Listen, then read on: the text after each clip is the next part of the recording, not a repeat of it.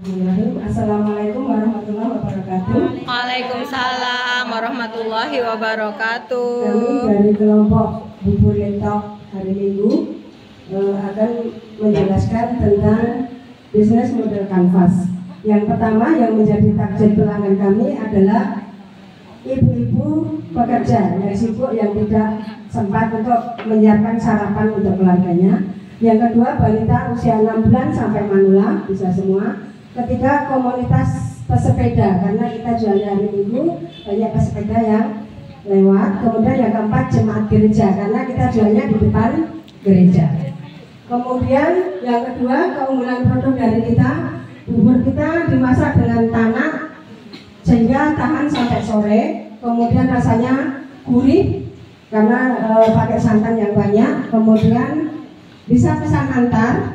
Kemudian bungkusnya kita memakai daun pisang, jadi tidak memakai pembungkus yang dari kertas itu. Kemudian juga ramah penjualnya. Yang ketiga, saluran distribusi. Kita punya warung walaupun bukannya seminggu sekali di pagi hari Minggu. Kemudian sistem delivery kalau yang bisa diantar ke rumah. Kemudian kita juga mempunyai media sosial untuk menawarkan produk kami. Kemudian yang keempat, hubungan dengan pelanggan. Bagaimana pelanggan bisa tetap setia membeli produk kami, yaitu satu, bubur kita gurih dan paling gurih di antara yang lain. Kemudian pulen, jadi tidak lembek, tidak terlalu encer. Yang kedua, letoknya sangat sedap karena ada kalau cuma diceritain, kalau cuma diceritain gini tuh kepo nggak sih? Besok kalau kita ketemu lagi bulan Mei, tolong bawa produknya ya. Jadi, siap. Oke. Oh, siap. Kemudian penjualnya juga ramah-ramah dan murah, itu masih kita layani. Ya, yang kelima, sumber daya utama. Satu, tentu saja beras yang berkualitas karena kita belinya beras yang baik. Yang kedua, tempe yang untuk bahan letoknya kita pakai tempe yang juga bagus kedelainya. Yang ketiga, kelapa kita tentu saja kelapa pakai santan yang segar, bukan santan instan ya, tapi memang benar-benar dari kelapa parut. Kemudian tenaga ya.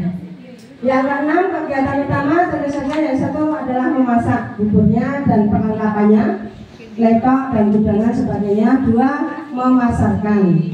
Kemudian mitra utama yang menjadi mitra utama kami adalah penjual beras, penjual tempe, penjual kelapa dan tetangga kita sendiri. Kemudian anggota yang menitipkan barang, karena kita bukan hanya menjual bubur tetapi dan teman-temannya.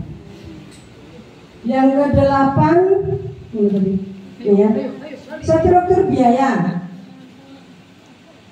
Struktur biaya yang pertama tentu saja untuk membeli bahan baku, diantaranya beras, tempe, tahu, sayuran dan sebagainya. Kemudian membayar tenaga, karena kita hargai tenaga kita sendiri. Kemudian membayar listrik, air, dan untuk biaya operasional, misalnya kalau delivery kita butuh BBM. Gitu. Kemudian yang kesembilan, sumber pendapatan. Tentu saja yang pertama yaitu hasil dari penjualan bubur kita. Kemudian karena ada teman-teman yang nitip juga, tentu saja kita akan mendapatkan keuntungan dari bagi hasil dari teman-teman yang nitip produk.